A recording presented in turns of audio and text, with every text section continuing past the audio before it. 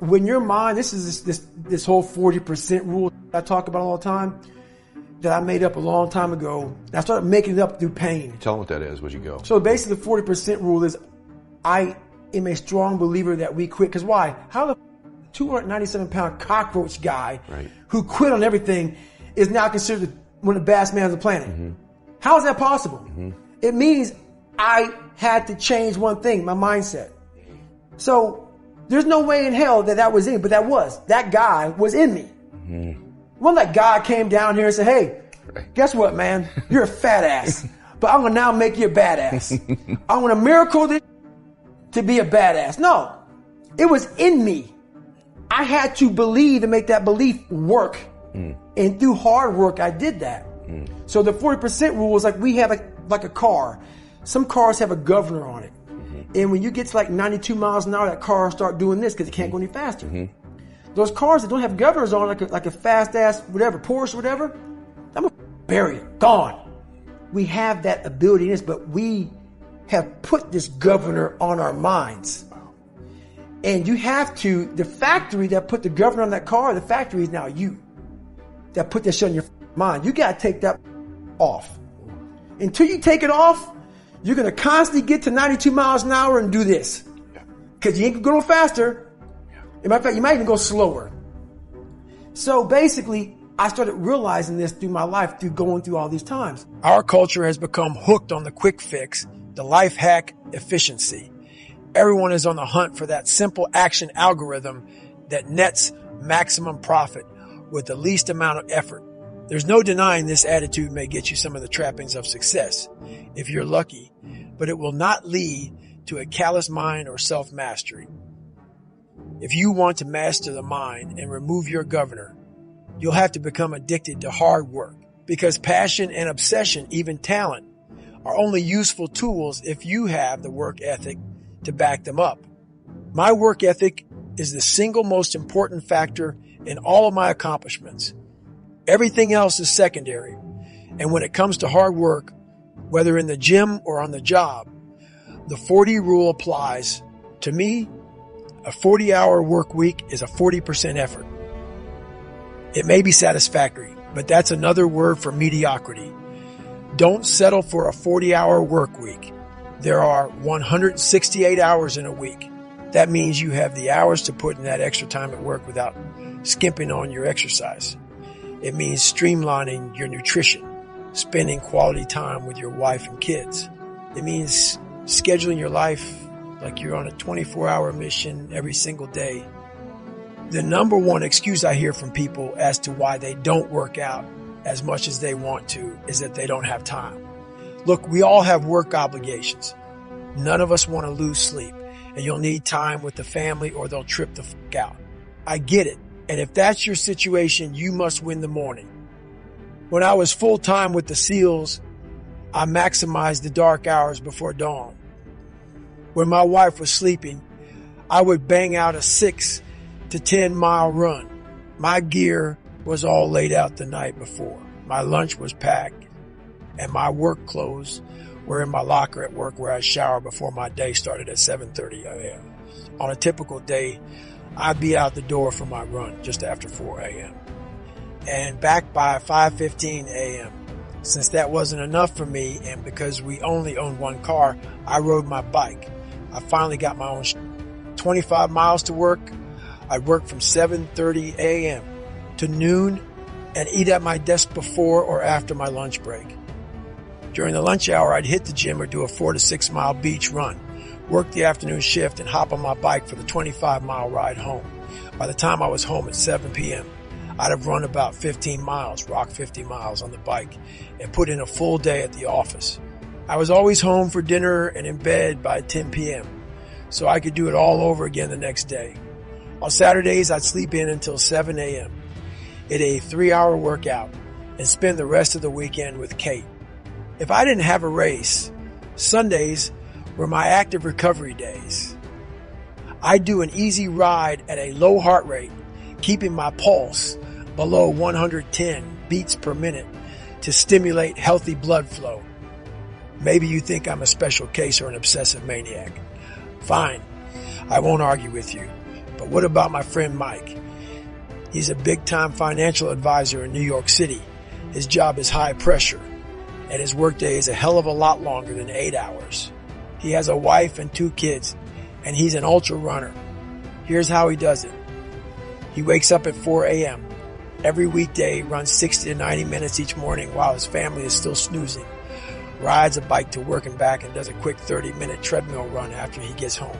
He goes out for longer runs on weekends, but he minimizes its impact on his family obligation. He's high-powered, wealthy as and could easily maintain his status quo with less effort and enjoy the sweet fruits of his labors. But he finds a way to stay hard because his labors are his sweetest fruits. And he makes time to get it all in by minimizing the amount of bullshit clogging his schedule. His priorities are clear, and he remains dedicated to his priorities. I'm not talking about general priorities here either. Each hour of his week is dedicated to a particular task, and when that hour shows up in real time, he focuses 100% on that task. That's how I do it too, because that is the only way to minimize wasted hours. Evaluate your life in its totality. We all waste so much time doing meaningless bullshit. We burn hours on social media and watching television, which by the end of the year would add up to entire days and weeks if you tabulated time like you do your taxes. You should, because if you knew the truth, you'd deactivate your Facebook account stat and cut your cable. When you find yourself having frivolous conversations or becoming ensnared in activities that don't better you in any way, move the fuck on. It's more important to own your weaknesses. You got to really triple down on those, man. Because why? You want to become a full human being. We like to run away from weaknesses. Like for instance, if you're good at running, all you want to do is run. If you're great at reading, you have several books. But we don't do those things that we're not good at. So for me, I realized I keep on running away from these things I'm not good at. I have to dive into these things. I have to become one with these things. And that's what happened. And so I own them both. Yeah. And I talk very openly about them both. For years, I've lived like a monk. I don't see or spend time with a lot of people. My circle is very tight. I post on social media once or twice a week, and I never check anybody else's feeds because I don't follow anyone. That's just me. I'm not saying you need to be that unforgiving because you and I probably don't share the same goals. But I know you have goals too and room for improvement. And I guarantee that if you audited your schedule, you'd find time for more work and less bullshit. It's up to you to find ways to eviscerate your bull. How much time do you spend at the dinner table talking about nothing after the meal is done? How many calls and texts do you send for no reason at all? Look at your whole life. List your obligations and tasks. Put a timestamp on them. How many hours are required to shop, eat, and clean? What's your commute like? Can you make it there under your own power? Block everything into windows of time. And once your day is scheduled out, you'll know how much flexibility you have to exercise on a given day and how to maximize it. Perhaps you aren't looking to get fit, but have been dreaming of starting a business of your own, or have always wanted to learn a language or an instrument you're obsessed with. Fine, the same rule applies. Analyze your schedule, kill your empty habits, burn out the bullshit, and see what's left. Is it 1 hour per day? 3? Now maximize that. That means listing your prioritized tasks every hour of the day. You can even narrow it down to 15-minute windows. And don't forget to include backstops in your day-to-day schedule. Remember how I forgot to include backstops in my race plan at Ultraman. You need backstops in your day-to-day schedule too.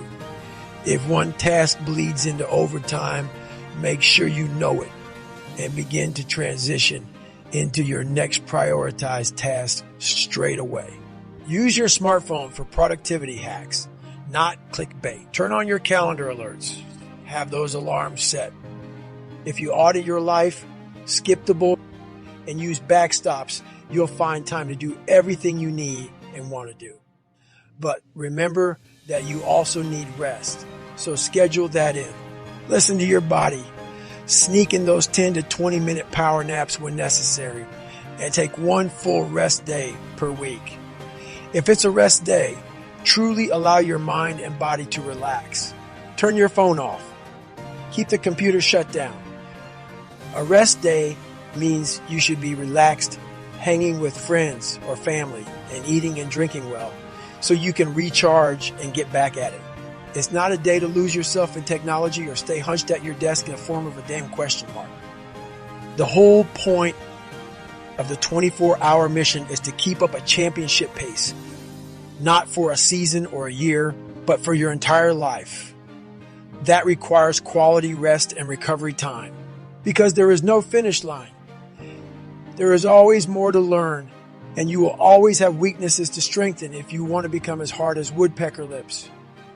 Hard enough to hammer countless miles and finish that strong. Would you say you've built this almost like sadistic quality where you almost enjoy the pain? I don't enjoy it. It's necessary. Yeah. It's necessary. So every morning I wake up, it's not just about working out, but for me, working out has been a very big part of my mental growth.